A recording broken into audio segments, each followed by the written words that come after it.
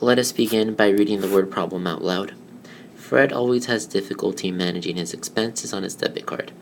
After making a utilities payment of $152 and then spending $20 on gasoline, he is now $47 in debt.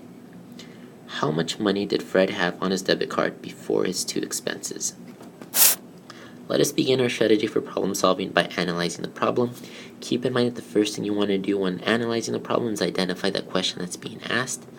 In this case, the question is, how much money did Fred have on his debit card before his two expenses? So now we're going to go ahead and let X represent this unknown quantity. So we'll let X represent the following. The amount of money Fred had on his debit card before his two expenses. So the question being asked, reworded in the form of a statement, is how we assign our variable. So now that we've assigned the variable and completed step 2, let's go back to step 1 and continue analyzing the problem. So let's see what other information we can get from the word problem. Well, we know Fred has difficulty managing his expenses on his debit card. And now we're going to talk about the actual expenses that were made. So we know that he made a utilities payment of $152 and then spent $20 on gasoline. So we're going to go ahead and write that down. So payment of $152. Now whenever you make a payment, you're losing money. So it's going to be an indicator of subtraction or negative $152. And then also he spent $20 on gasoline. Again, spending, that's losing money, so that's minus 20. And we know that after these two expenses, he was now $47 in debt. So the key there being 47 and debt. So debt is an indicator of, again, negativity because you owe money and it's money you do not have. So it's going to be negative 47.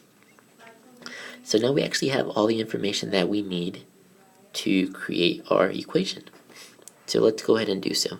So again, we always want to start off with the most recent information, which is that after these two expenses, he was $47 in debt, which is an indicator of negative 47. And we know that this came from making two expenses. But before making two expenses, he had a certain amount, which is represented by a variable x. So that's the amount that he had, x. And then the two expenses were made. So we subtracted 152. And we also subtracted 20. So that's going to be our equation. So now let us go ahead and solve the equation. We'll start off by bringing the original equation down.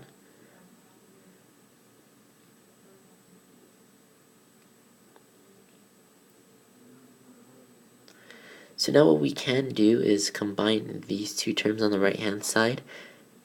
I'll go ahead and start off by writing them down as addition. So negative 47 is going to be equal to x plus a negative 152 plus a negative 20. So now on the right hand side, these two values, we want to combine them. Since they are the same sign, they're both negative, we simply just add them on up. So I'll go ahead and do that at the top right. So 152 plus 20. That's going to give us a 172. However, since they were both negative, that's going to give us a negative 172. So we have x plus a negative 172. And now we want to get the variable x by itself. So we want to undo this addition of a negative 172. The only way to undo the negativity is by positivity. So we want to add 172 to both sides of the equation. So we end up with negative 47 plus 172. It's going to be equal to x plus a negative 172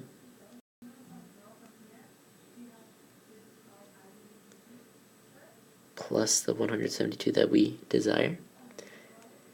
And now on the right hand side, we end up with our variable x, and that's because the negative 172 simplifies out the positive 172. So those cancel out.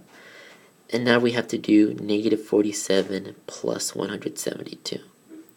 Well, again, keep in mind that addition is commutative, so we could rearrange the order as the following: 172 plus a negative 47.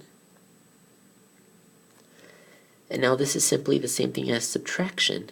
So we're just going to have to do 172 minus 47. So now let's go ahead and do 2 minus 7. Since we can't do that, we have to borrow from the 6. That's going to arise from the 7, turning our 2 into a 12. So 12 minus 7 gives us 5. 6 minus 4 gives us 2. And we bring down the 1, giving us 125 is equal to x. So now that we have solved for the value of x, let us go ahead and see our conclusion clearly. Since the question was how much money did Fred have on his debit card before his 2 expenses, we're going to go ahead and state the following as: Fred had $125 on his debit card before his 2 expenses. So now let us go ahead and check the result. We'll start off by bringing down the original equation. So we have negative 47 is equal to x minus 152 minus 20. But however, we know that simplified down to negative 47 is equal to x, which is 125. And then that the minus 152 minus 20 became a minus 172. So on the left we have a minus 47. And on the right we're going to go ahead and carry out the subtraction. Now since they are opposite sign, we're going to want to take the absolute value of each and subtract the smaller from the bigger. So the absolute value of negative 172 is a positive 172.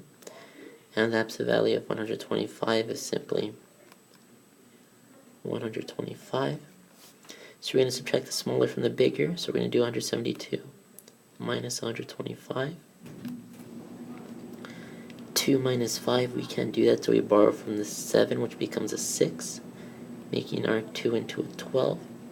So 12 minus 5 gives us 7.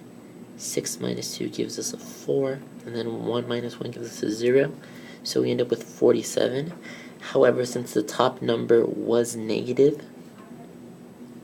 that gives us a negative 172 winning. So we end up with a negative 47 as a result. Keep in mind, we always keep the sign of the bigger value of the two. So in this case, that negative sign wins. So since the left-hand side is equal to the right-hand side, we end up with the true statement, and that verifies that our solution is correct.